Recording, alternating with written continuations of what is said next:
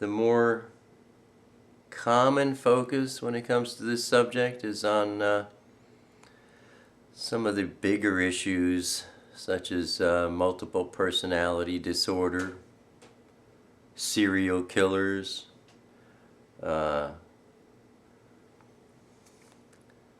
portals such as Ouija boards. These are big issues, these are serious issues, but that's not the direction I want to take with you today. I think there's a more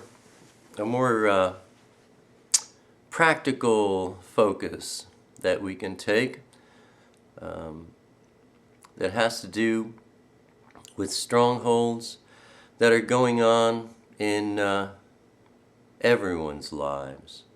Yours, your family members, your friends. I want to talk about things that we can see going on in the average person's life. There is a less noticeable level of warfare going on that I don't see others talking about, and that's why I would like to cover it. More practical matters. Now, first of all, what is a stronghold? I like to say it's a strong hold, a tight grip that the enemy gets on you and your loved ones. I have a podcast titled The Full Armor of God. If you haven't listened to that study, please do so. It will tie into everything we're talking about here and add to this study greatly. We have struggles in our life. We have battles in our life. There's an invisible war going on, and it does not have to do with the things that we see, but rather it has to do with the things that we don't see. You look at any hurt in anyone's life, major to minor, hurts and issues, and there you will find a demonic stronghold. There are a lot of hurts and pains that people have in their lives that aren't even real. They're just perceived, mistaken. Either way, these are the root of all strongholds.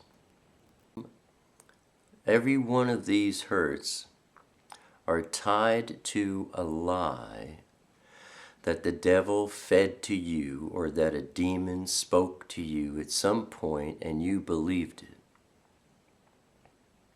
This is how the demons create strongholds. After you've been living with someone 24/7 for a long enough period of time, all these little, you know what I'm talking, if you've lived with somebody, you know what I'm talking about. There's all these little things, little plays that go on in your head. Are they real? Are they realistic? Usually, if you look at them, they're not realistic at all. But they get them going on. He looked at you funny. Oh, that means this. And you get going like that. And so he looks at you again, and you bark at him in a certain way, and he's like, oh, why is she barking at me? And he reacts to that, and here's this little stronghold going on. Has to do with pride, or it has to do with fear. The devil will use pride, he'll use fears, and he gets these little things going on, and here's a stronghold. Look at what 2 Corinthians chapter 10, verse 3 says. For though we live in the world, we don't wage war as the world does.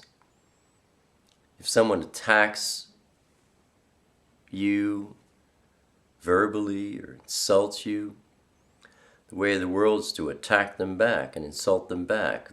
That's not what we do. Scriptures tell us that if somebody curses you or persecutes you, you bless them. You do the opposite of what the world tells you to do. The weapons we fight with are not the weapons of the world. On the contrary, Our weapons have divine power to demolish strongholds. Hello. You want to know what those weapons are? Listen to my podcast titled The Full Armor of God. There's a full study on the weapons that we have. If you look at this carefully, you can start recognizing all kinds of little strongholds that are going on and making your life more difficult and more miserable than you want it to be. You go to Abba Father in prayer, 1 John 1:9. You go to the Father in prayer and you confess this sin. You say, Father, I've seen that the devil has got me and my wife, or me and my child, or if you're a woman, me and my husband, caught up in this trouble. And I'm coming to you because I know that you are faithful and just, not only to forgive me of my mistakes in this, but also to purify me and my loved ones of all unrighteousness. Now you're praying not only for yourself, you're praying for your loved ones, asking Him for help. Now you're enlisting angels onto your battlefield to do battle for you.